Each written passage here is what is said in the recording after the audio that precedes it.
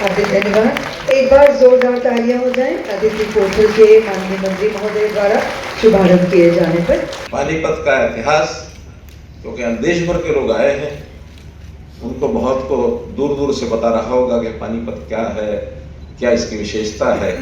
खास करके दक्षिण से जो लोग आए हैं, कभी पानीपत में नहीं आए होंगे, पहली बार आए होंगे। यार इंडिपेंडेंट दिस तमिलनाडु पीपल के यार के रेज योर हैंड्स। तमिलनाडु, देखो 3 लोग तमिलनाडु से भी आए हैं, ऐसे ही आंध्रा से भी आए, इसी प्रकार उड़ीसा से आए, बंगाल से आए। तो पानीपत की धरती अपने आप में, जहां इस देश की आजादी की लड़ाइयां लड़ी गई, देश के ऊपर आक्रमणकारियों को रोका गया, डांटा गया, तो ऐसी ये पानीपत की ऐतिहासिक धरती है। और वहां इस प्रकार का एक ऐतिहासिक जो कार्यक्रम हो रहा है, इसके लिए आप सब लोगों को बहुत बहुत मैं शुभकामनाएं देता हूं। देश में विषय बहुत हैं, लेकिन मैं ये कहूं कि प्रधानमंत्री जी ने 2047 तक ये अपना भारत, अपना देश विकसित भारत बनना चाहिए, ये जो आह्वान किया है, बहुत आयाम है उसके, लेकिन उसमें मुख्य रूप से देश की आर्थिकी, हमारी अर्थव्यवस्था कैसे राइज करे, कैसे बड़ी हो। आज ट्रिलियन डॉलर्स के नाते से नापी जाती है ये। अभी इस समय देश की जो अर्थव्यवस्था है वो 4 ट्रिलियन डॉलर तक हम पहुंच गए हैं।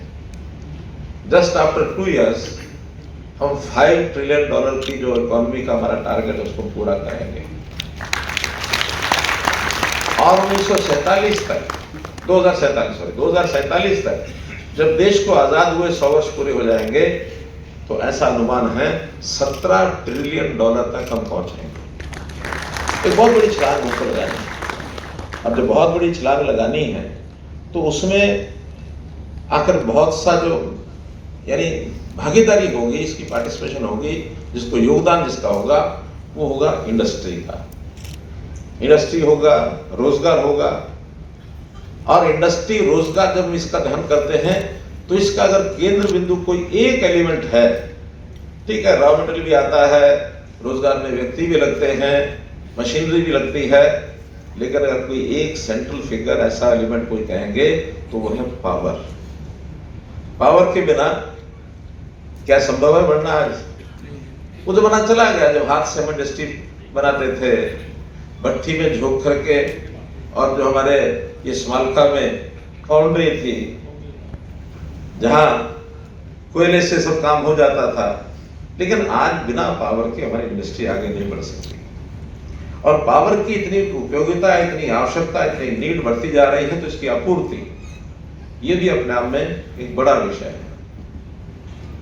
मैं अगर एक स्टेट के नाते हरियाणा की बात करूं, तो 2014 में हमने जब सत्ता संभाली, उस समय 9000 मेगावाट की आवश्यकता होती थी, और मोर और लेस हमारी उतनी प्रोडक्शन हो जाती थी। ज्यादातर थर्मल पावर प्लांट ही थे, और तो कोई साधन था नहीं।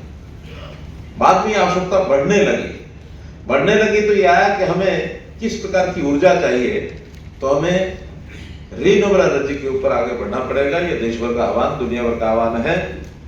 तो हमारे यहाँ उतने साधन नहीं थे, लेकिन हमने बाहर से खरीदी, सब किया, लेकिन थर्मल पावर को कम से कम यूज किया जाए। आज वही थर्मल पावर हमारे हैं, एक भी हमने नया बढ़ाया नहीं पिछले 10 साल में, मैं स्वीकार भी करता हूं। लेकिन ऐसा नहीं कि पावर की आवश्यकता नहीं बढ़ी। आज पावर की आवश्यकता, एक से ठीक करेंगे, अगर आंकड़ा ठीक ना हो तो 16,000 मेगावाट की आवश्यकता है। ठीक है, बस 9,000 से 16,000 मेगावाट। लेकिन इसको पूर्ति हमने कैसी की, कहां से की? या तो हाइड्रो से, आसपास से प्रदेशों से, मार्केट से खरीदी, रिन्यूएबल की। अब नए प्रोजेक्ट लगे हैं जिसके अंदर थर्मल पावर हाउस यमुनानगर का शिलान्यास हो गया है। ऐसे ही गोरखपुर का न्यूक्लियर पावर प्रोजेक्ट, वो भी कुछ सालों में पूरा होने वाला है। हमारे यहाँ हाइड्रो की अपनी स्थिति नहीं है, रिन्यूएबल में ना विंड की है ना सोलर की है, लेकिन अन्य तरीके सोलर के हमने अपनाए, सारे देश भर में अपना रहे हैं। केवल हरियाणा की बात नहीं, मैं सारे देश भर की बात कर रहा हूँ। छोटी छोटी चीजें भी आगे बढ़ाई है। सोलर में जैसे सूर्यघर मुफ्त बिजली घर योजना है, कुसुम योजना है, सोलर इन्वर्टर्स है। तो इस प्रकार से ये सारे काम आगे किए हैं। सब जब आगे बढ़ रहे हैं अपने टारगेट को पूरा करने के लिए, पूरा डिपार्टमेंट पूरे देश में सब यानी उद्योगपति भी, इंडस्ट्रियल वाले भी, जितने भी स्टेक होल्डर सब लगे हुए हैं। लेकिन दो विषयों की चर्चा बहुत ज्यादा, जो आज से नहीं, आज से पिछले 20 साल से शुरू हुई है, वो है, एक है ऊर्जा दक्षता, जिसके लिए आज हम सारा काम कर रहे हैं, और दूसरा है पर्यावरण संरक्षण, एनवायरमेंट कंजर्वेशन और एनर्जी एफिशिएंसी। ये दोनों विषय इसलिए महत्वपूर्ण है कि लिमिटेशन है तो हमारी ऊर्जा की, आखिर ऊर्जा कितना हम पैदा करेंगे, कितनी बढ़ाएंगे। तो हम क्यों नहीं अपने ऊर्जा को उपयोग जहां होती है उन चीजों का एफिशिएंसी बढ़ाएं, चाहे छोटी चीज हो चाहे बड़ी चीज हो। तो बड़ी चीज तो उद्योग है, उद्योग के अंदर हम अपनी मशीनरी, नई टेक्नोलॉजी के ऊपर आधारित होकर के मशीनरी को बनाएं, जो आज का मुख्य विषय है। मशीनरी वही है, काम उतना ही करना है, लेकिन क्या जितनी बिजली पैदा करते हैं उसमें 10% से लेकर 50% तक हम इसका बचत कर सकते हैं? क्या होती है, हो सकती है, जिसके लिए ये सैकड़ों टाइप के जो क्लस्टर्स और सेक्टर्स जो बताए हैं, 15-16 प्रकार के सेक्टर्स हैं, जिसके आप सब लोग यहाँ आए हैं, सब में ही कुछ ना कुछ उपयोग हो सकता है। आज जो एक ब्रोशर का अभी लॉन्च किया गया है, उस ब्रोशर को मैं देख रहा था कि उसमें सारे सेक्टर्स में दिए गए हैं, और ये संख्या में 69 है। तो 69 तरह की जो टेक्नोलॉजी है, ये अलग अलग सेक्टर की दी गई है।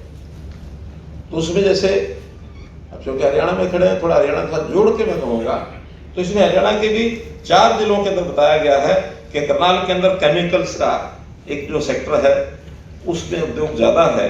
तो 30 से 40% मेम्ब्रेन फिल्टर प्रेस, यदि इसको टेक्नोलॉजी को हम बदलते हैं तो 30 से 40% बिजली इसको हम बचत कर सकते हैं, इसकी एफिशिएंसी हम ला सकते हैं।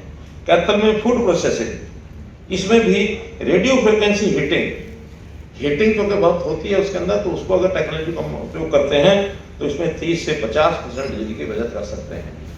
और तीसरा जिला इसके अंदर लिखा गया है अंबाला, लो thermal mass curve internal kiln, यानी ग्लास और सिरेमिक जो बनाते हैं, तो ग्लास और सिरेमिक के अंदर ये नई टेक्नोलॉजी है, लो thermal mass curve internal kiln.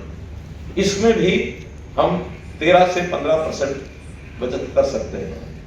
ऐसे ही पानीपत में हम जानते हैं कि टेक्सटाइल का ये घर है, इसके अंदर भी gas fired stenters, high speed carding machine, autoloom, ultrasonic technology, ये सब अगर उपयोग करते हैं तो 30 से 50% की बचत हम बिजली पर कर सकते हैं। तो ऐसे सब जिलों में अलग अलग, चाहे पल्प एंड पेपर की इंडस्ट्री हो, स्टील रिकास्टिंग हो, मशीन टूल हो, अथवा फाउंड्री हो, यहाँ पानीपत में फाउंड्री भी समालखा में बहुत है, उसका उपयोग भी हम कर सकते हैं। लॉस्ट फोम कास्टिंग टेक्नोलॉजी, अब मैं कोई टेक्नोलॉजी का टेक्नीशियन नहीं हूँ, नाम पढ़ के बता रहा हूँ कि ये टेक्नोलॉजी आप लोगों को हो सकता है मेरे से ज़्यादा जानकारी हो, लेकिन इसको अगर लगाएंगे बिजली की बहुत बचत होगी। इस बचत से हमारी अपनी कॉस्टिंग कम होगी, प्रोडक्ट बनेगा, उसके ऊपर कॉस्टिंग का लोड कम होगा, जनता में चीज सस्ती जाएगी। बिजली अगर कम होती है तो उसी बची हुई बिजली के अंदर नया उद्योग लगा सकेंगे। और इसके अंदर फिर साथ में जो दूसरा विषय है वो है, जैसे मैंने बताया, एनवायरमेंट फ्रेंडली हमको होना पड़ेगा। तो एनवायरमेंट कंजर्वेशन ये भी अपने आप में दूसरा विषय, इस पर भी आगे अगर बढ़ना है तो बिजली को हमको कम उपयोग करने के लिए आगे आना होगा। बिजली कम उपयोग करने के लिए, एनर्जी एफिशिएंसी के लिए केवल इंडस्ट्री ही नहीं, बल्कि जैसे बिल्डिंग्स, ECDC, इस पॉलिसी पर जाने के बाद बिल्डिंग्स कैसी होनी चाहिए ताकि कम बिजली खर्च करके हम सर्दियों में अपने मकान को गर्म रख सकें, गर्मियों में अपने मकान को ठंडा रख सकें।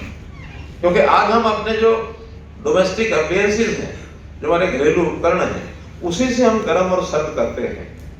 मैंने पिछले दिनों में एयर कंडीशनर के बारे में कहा था कि हम एयर कंडीशन चलाते हैं गर्मियों के अंदर, तो आदत क्या बनी है कई घरों के अंदर कि 16 डिग्री 18 डिग्री टेम्परेचर कर लेंगे और रजाई ओढ़ के सोएंगे। कितने लोगों का अनुभव है ये? घर के अंदर हमने तो हमारे परिवार में बच्चे महिलाएं वो करते होंगे। इसको कंट्रोल करना चाहिए। तो क्या हम इसको 20 डिग्री से नीचे हम कूलिंग नहीं करेंगे और कभी सर्दियों में वार्मिंग करनी होगी तो 28 डिग्री से ऊपर वार्मिंग नहीं करेंगे, ये बात अगर तय की जाए तो कितने लोग सहमत हैं इसमें?